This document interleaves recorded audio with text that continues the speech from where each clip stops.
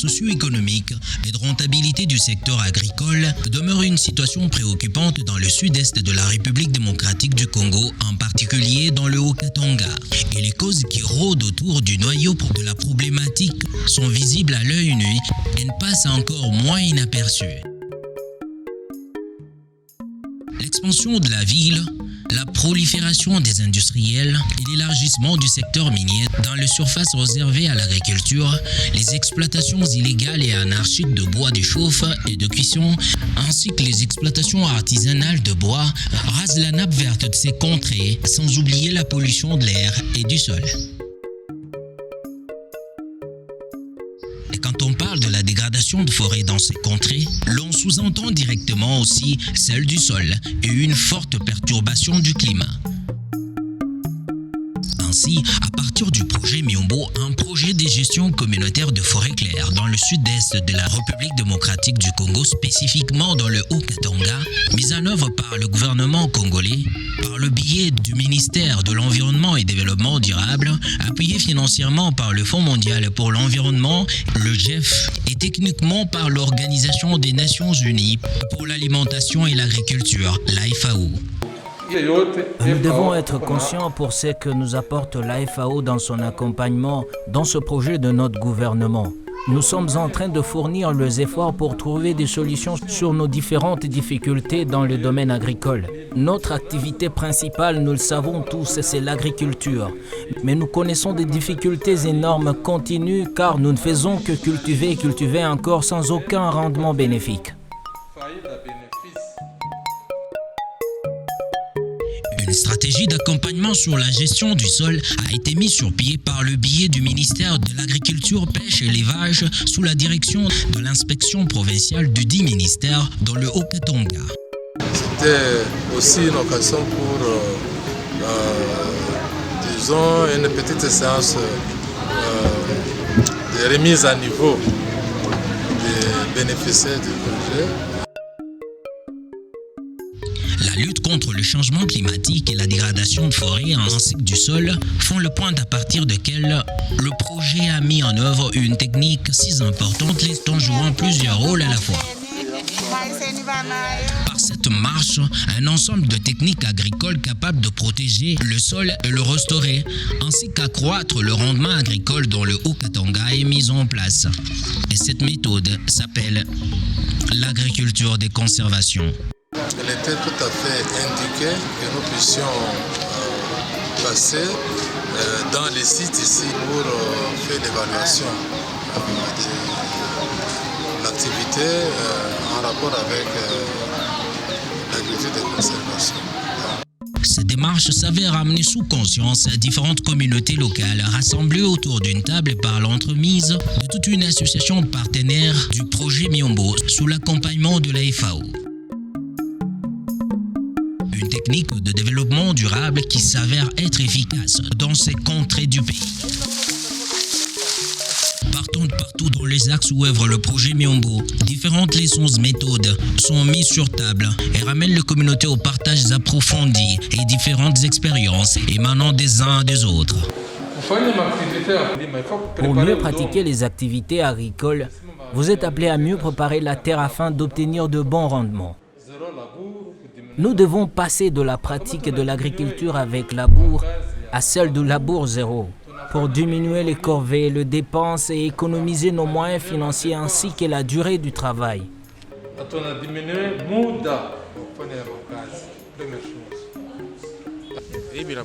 Nous venons de faire aujourd'hui un pas de plus sur notre savoir dans le domaine agricole, car cette méthode de l'agriculture apprise est très importante pour nous et nous permet de mieux différencier les pratiques anciennes aux nouvelles, ainsi que beaucoup plus de connaissances de leurs effets sur le climat et le sol.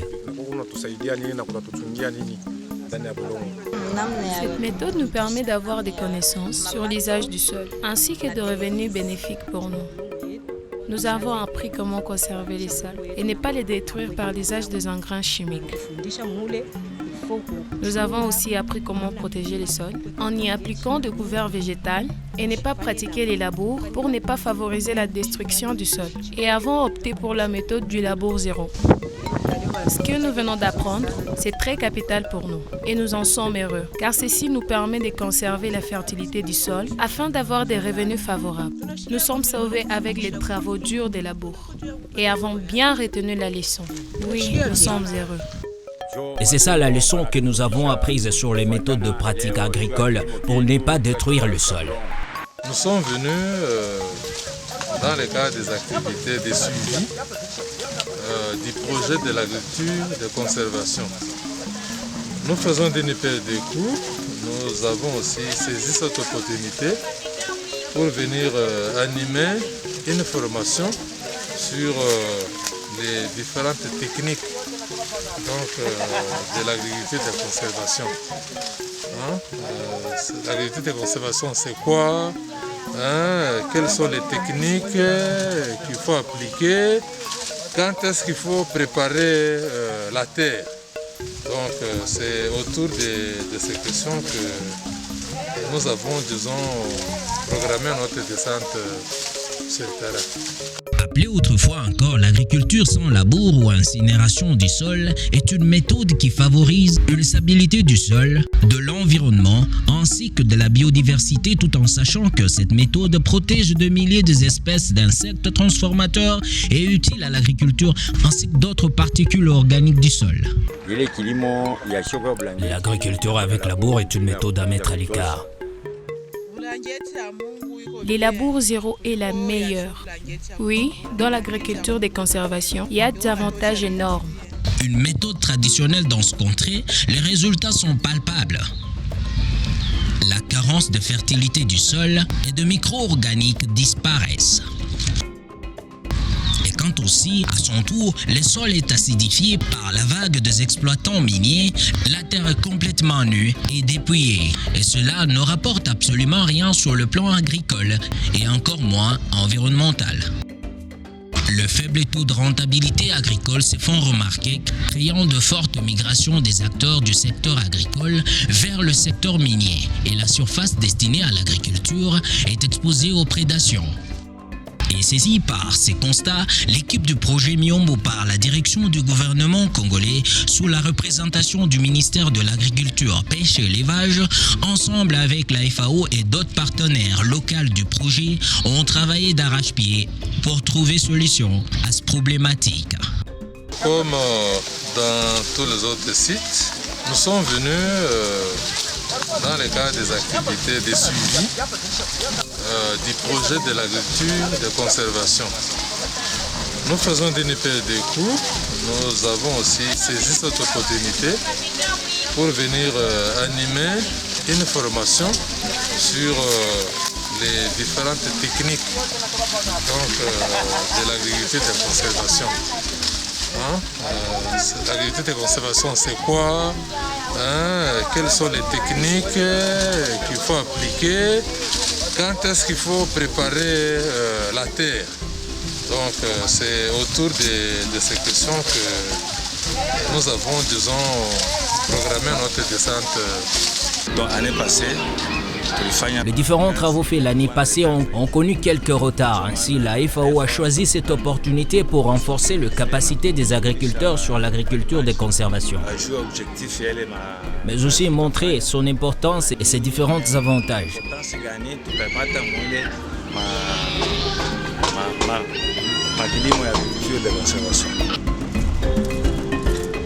Allant du nord au sud, de l'est à l'ouest, l'objectif est de couvrir de cette méthode toute cette étendue où œuvre le projet. Et la communauté l'accueille et se dit l'agriculture des conservations ou rien.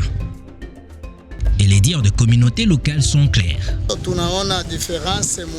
Nous nous rendons compte qu'il y a une différence énorme et que l'agriculture de conservation est beaucoup plus avantageuse et a de bonnes rentabilités. D'après nos expériences et après comparaison de deux pratiques agricoles, nous nous sommes rendus compte que l'agriculture de conservation est plus rentable que celle du labour et il nous évite la perte de la structure et de la fertilité de notre sol.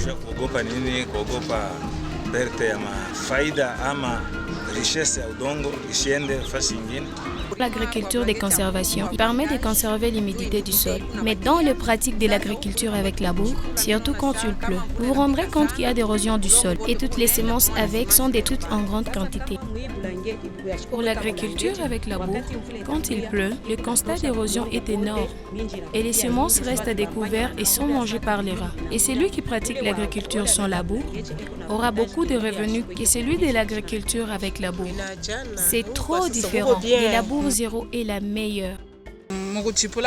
L'agriculture avec labour a beaucoup de pertes et vous vous rendrez compte que vous pouvez cultiver de vastes étendues avec moins de récoltes, soit 10 petits seaux.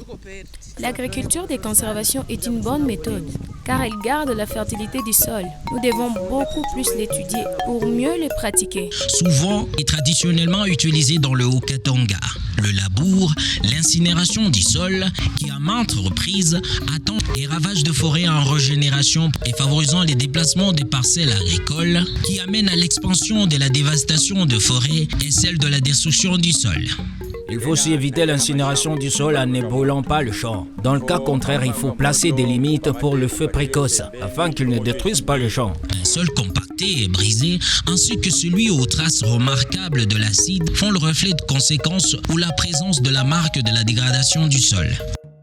Une situation qui rend le sol moins productif et non favorable à l'agriculture, pourtant originellement fertile. Soumis aux différentes pratiques agricoles ci-dessus marquées, le labour ou l'incinération du sol, la grande partie ou en majorité du sol du Haut-Katanga fait appel aux engrais chimiques et cela pose un grand problème sur la santé du sol. L'agriculteur doit éviter l'usage habituel des engrais chimiques. Il doit savoir la différence entre l'agriculture avec labour et celle sans labour. Il doit avoir la connaissance sur les couverts végétaux du sol.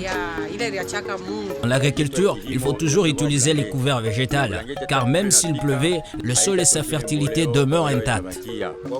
Nous nous sommes rendus compte que l'agriculture pratiquée depuis des années, donc l'agriculture avec labour, détruisait nos sols et la fertilité de ces derniers disparaissait dans peu de temps. Alors, nous sommes appelés à protéger notre sol et n'avons pas besoin de le détruire, et enfin lui donner sa structure originelle. Dans différents axes où fut déjà implanté ces systèmes ou cette méthode, le fruit d'une formation organisée sous différentes techniques de vulgarisation, dont l'une beaucoup plus récente est utilisée souvent par ce projet Miombo, celle de la sensibilisation intercommunautaire.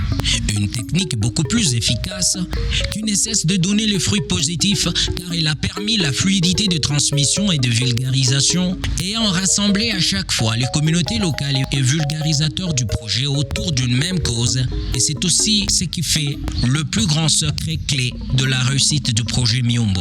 Ce projet a non seulement apporté le développement, mais l'amour entre communautés locales et demandons que cela soit fait dans toutes les localités où œuvre le projet Miombo. Cette méthode de sensibilisation intercommunautaire consiste au déplacement de quelques membres de certaines localités où œuvre le projet pour faire de partage et donner un état d'avancement au progrès du projet.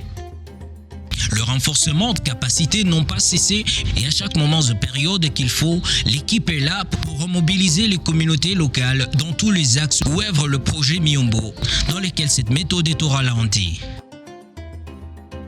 Et l'on récolte ce que l'on sème, mais pour cette mise en place de l'agriculture des conservations, la graine sémée n'est pas organique ni biologique, mais beaucoup plus à caractère intellectuel, socio-économique, rassemblant les communautés locales en brisant les limites de conflits existants depuis des lustres et rend une union entre communautés locales. Mais aussi contribue à l'accroissement de rentabilité qui permet aux communautés locales de subvenir à ses besoins et ceux d'autres, tout en gardant stable son sol, sa forêt, sa biodiversité et bref, son écosystème en général. Une vraie marque de gestion durable de forêt pour un développement durable. L'agriculture des conservations est une bonne méthode. Conserver la fertilité du sol le plus longtemps. Et une fois même déjà abandonné, quelqu'un d'autre y passera et se fera de bonnes rentabilités sur le même sol.